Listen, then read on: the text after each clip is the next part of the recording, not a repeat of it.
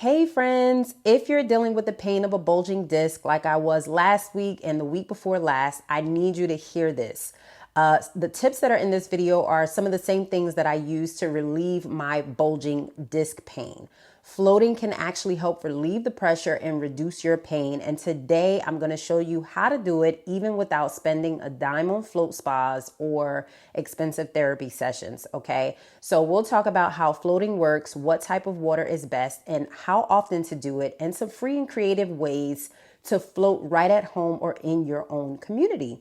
So if you've been told to just rest or worse, pop another pain pill, this video might change your recovery journey. So let's dive deep into it, pun intended. First thing is how floating helps. Okay, so first, how does floating actually help a bulging disc? It all comes down to buoyancy. When you're in water, your body becomes lighter. So that means that there's less gravitational pressure pressing down on your spine. This helps take the pressure off the discs between your vertebrae, those jelly-like cushions that can bulge or herniate when overloaded. Floating allows your spine to elongate naturally, decompressing those discs. So think of it like giving your back a break from gravity. And when you're in pain, even a few minutes can make a huge difference. Okay.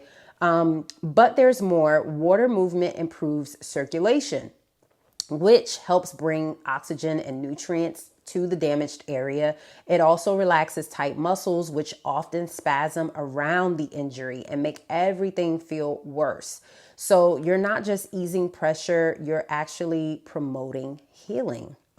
Okay, so the next thing I want to talk about is water temperature. Water temperature matters. So let's talk temperature. If your main issue is inflammation and stiffness, warm water is your best friend. Warm water around 92 to 96 degrees Fahrenheit helps relax muscles and improve blood flow. It's soothing, calming, therapeutic. On the flip side, if you're experiencing sharp pain or nerve irritation, like I was, cooler water like 70 to 80 degrees can help numb the area and reduce the inflammation there. Okay. But always listen to your body. If cold water makes you tense up like it does for me, skip it and just go for warm.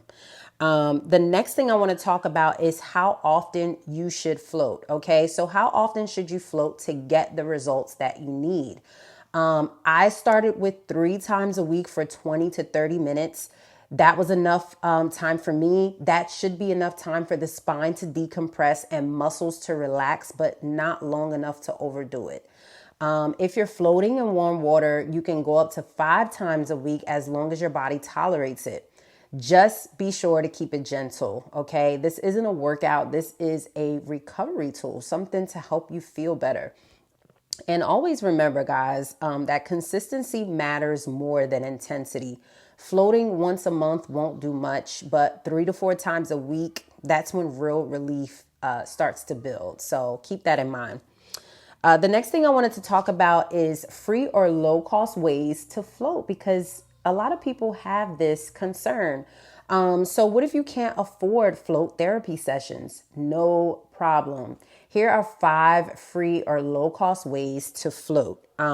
So 1, your bathtub. Fill it up with warm water, lay back with your arms by your sides or behind your head. Add some Epsom salt if you want extra muscle relaxation. Even if your body isn't fully floating, the buoyancy still helps to take pressure off your spine. Number 2, public pools. Check your local rec center, YMCA, or community pool. Many offer open swim hours and the shallow end is perfect for gentle floating. A pro tip is to use a pool noodle or foam float under your neck and knees for added support. Number 3, natural lakes or calm beaches. If you have access to calm water, nature becomes your therapy room. Salt water adds even more buoyancy, so floating in the ocean can feel nearly weightless. 4, an inflatable kiddie pool. If you're in an apartment or a small space, a $30 inflatable pool can give you enough space to lean back and feel supported. Fill it with warm water and recline against a bath pillow or rolled towel. 5 is a DIY float tank, okay? It's not fancy, but some people use large plastic storage tubs or horse troves, as many at-home soaking tubs. You can fill it with warm water, add Epsom salt, and float with your head resting on a towel. You don't need high-end spas to benefit from floating. You just need to get creative. Guys, get creative. So the next thing I want to talk about is to use gentle movement while floating. So if you want to level up your floating, try gentle spinal movements in the water.